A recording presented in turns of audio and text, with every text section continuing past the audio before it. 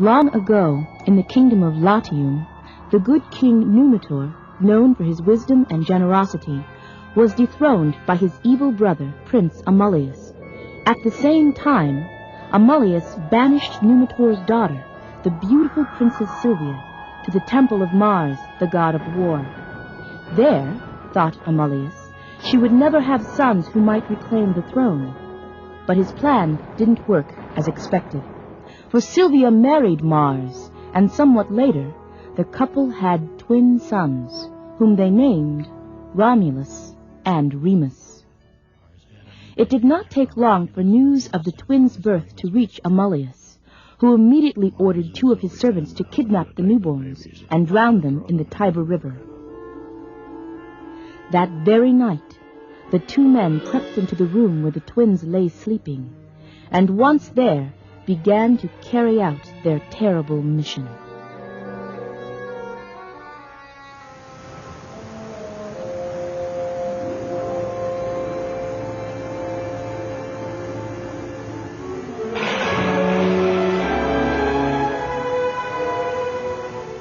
The next morning, the servants reported to Amulius that Romulus and Remus were dead. But in fact, they were not. The twins' cradle bobbed and dipped like a tiny boat in the rushing waters, but it did not overturn as expected, nor did it sink. Instead, the cradle eventually came to rest in a clump of rushes. After a while, the babies awakened and began to cry from cold and hunger. Now, as it happened, a she-wolf was nearby that morning and heard the newborns' cries. She was curious and went to investigate.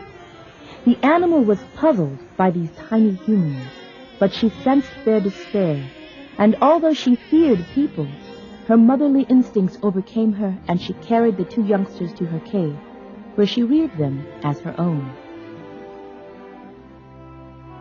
As the months passed, Romulus and Remus grew strong and healthy, and in time they began to venture out farther and farther from their cave.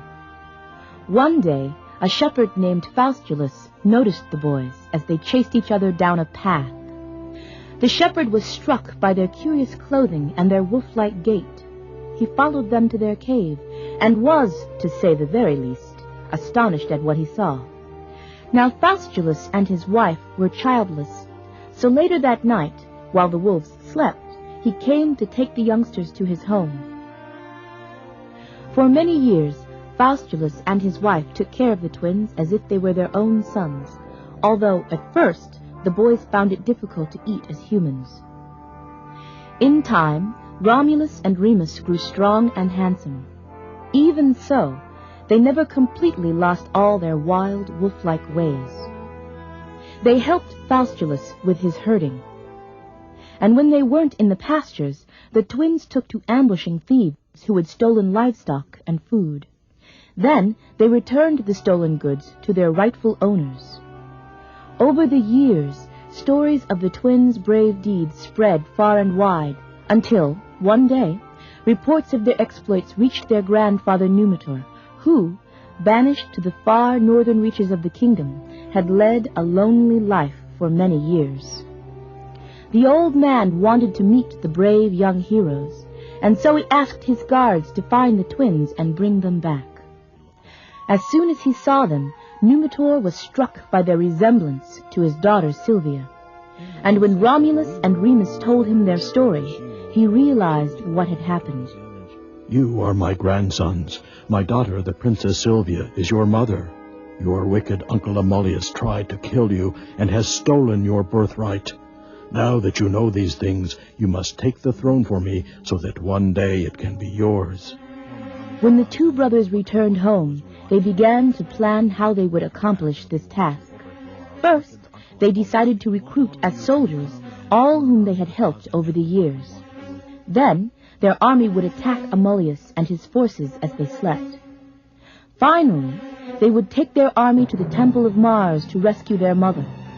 And because Romulus and Remus were cunning and brave, their plan worked. Sylvia returned to the castle, and Numitor regained his throne. To commemorate their victory, the twins decided to build a great city on the banks of the Tiber River, where the she-wolf had found them. Romulus designed the streets and houses, Remus the temples and baths. And, in time, a magnificent city blanketed the 7 hills that stood near the river. But what was it to be called? Remus said it should be called Rem, because he had designed the temples. Romulus wanted the city to be named Rome, because he had designed the houses. And because both brothers retained the wildness of their early upbringing, they began to fight savagely. So savagely, in fact, that the fight ended only when Remus lay dead. And so, Rome was given its name. In time, Romulus became king of the city named after him, and ruled wisely and compassionately for many years. Because he had done so many good and noble things, the gods looked favorably upon him. And so, when he died, he was taken to where the gods dwelled. From that time on, he was called Quirinus, and became a noble god of war.